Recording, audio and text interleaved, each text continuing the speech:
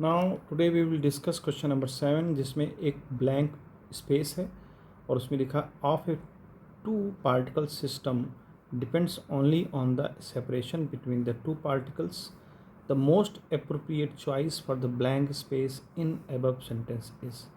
देखिए इसमें आंसर जो दे रखा है काइनेटिक एनर्जी है, टोटल मैकेनिकल एनर्जी है, पोटेंशियल एनर्जी है और टोटल एनर्जी है। तो यहाँ इस क्वेश्चन को करने के लिए हम सबसे पहले इसके बारे में सोचें कि क्वेश्चन में क्या कहना चाह रहा है। देखिए क्वेश्चन जो है वो क्वेश्चन में कहना चाह रहा है कि अगर कोई दो पार्टिकल हैं, यानी ये सिस्टम है दो पार्टिकल्स का और वो किसी एक डिस्टेंस पर रखे हैं, मान लीजिए x डिस्टेंस पर रखे हैं, तो अगर हम इसको ग्रेविटेशनल फोर्स के बारे में अगर बात करते हैं, जो न्यूटन्स का ग्रेविटेशनल फोर्स है, दो बॉडीज़ पे लग रहा है, मान लीजिए इसका मास m1 है, इसका मास m2 है, तो इनके बीच में लगने वाला फोर्स क्या होता है, F = G m1 m2 by x²। देखिए मास यहाँ डिपेंड, मास पे भी डिपेंड करेगा, लेकिन हमें चूँकि जो आंसर्स दिए हैं उन आंसर्स में मोस्ट अप्रोप्रिएट आंसर हमको पता करना है। ये ऐसा नहीं कि हम मास पे डिपेंड नहीं करेगा, लेकिन अगर देखा जाए तो इन दोनों मासेस के जो रखे हैं, मास रखे हैं, उनकी डिस्टेंस, स्पेस, उनके बीच का जो स्पेस है वो डिस्टेंस x है, तो x पे तो डिपेंड कर ही रहा है ना फोर्स, और यूनिवर्सली कर रहा है।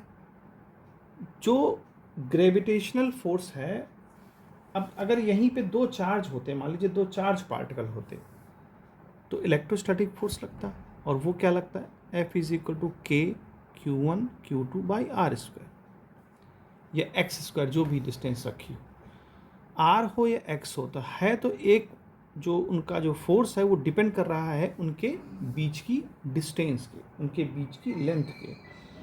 अब काइनेटिक एनर्जी की बात अगर हम करें पहले ऑप्शन की, तो काइनेटिक एनर्जी डिपेंड करता है, हाफ mv² है, वेलोसिटी पे डिपेंड करता है। अगर वेलोसिटी होगी तो काइनेटिक एनर्जी हो, मास यहाँ भी है, तो ये अप्रोप्रिएट तो आंसर नहीं हुआ इसका, क्योंकि ये वेलोसिटी पे डिपेंड करता है। फिर आता है मैकेनिकल एनर्जी, तो अब मैकेनिकल एनर्जी दो चीज़ों से मिलकर बनती है, kinetic energy plus potential energy. तो काइनेटिक एनर्जी में फिर से वही बात आ जाएगी, v होना चाहिए, लेकिन वो उनके बीच की स्पेस की बात कर रहा है, यानी डिस्टेंस की बात कर रहा है, तो ये भी पूरा आंसर सही नहीं हुआ, क्योंकि ये पार्ट तो चलो ठीक है बट ये पार्ट ठीक नहीं है। थर्ड पार्ट की बात करते हैं, पोटेंशियल एनर्जी। हाँ, ये पार्ट हमारा सही है, क्यों? क्योंकि जो पोटेंशियल एनर्जी होती है वो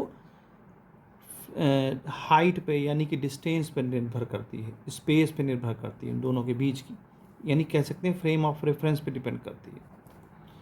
तो यहाँ पर जब हम इनके बीच में डिस्टेंस कम ज़्यादा करेंगे तो पोटेंशियल एनर्जी में चेंज आएगा। तो ये इसका अप्रोप्रिएट आंसर है। और चौथा जो आंसर है फिर से वो दिया है टोटल एनर्जी, तो टोटल एनर्जी में तो सब कुछ आ जाएगा, तो फिर से वहाँ पर हम जो है इसको सही नहीं मान सकते। तो जो मोस्ट अप्रोप्रिएट आंसर है वो पोटेंशियल एनर्जी होगा, क्योंकि यही है जो इस डिस्टेंस पर निर्भर करती है। ऐसा नहीं, मास यहाँ भी है भाई, मास यहाँ भी होता है, पोटेंशियल एनर्जी में भी मास होता है, लेकिन चूंकि चारों में जो मोस्ट अप्रोप्रिएट आंसर देने को बोला गया है, तो उसके लिए तो सबसे बेस्ट आंसर पोटेंशियल एनर्जी ही बनेगा, जो उनके डिस्टेंस पर डिपेंड करता है।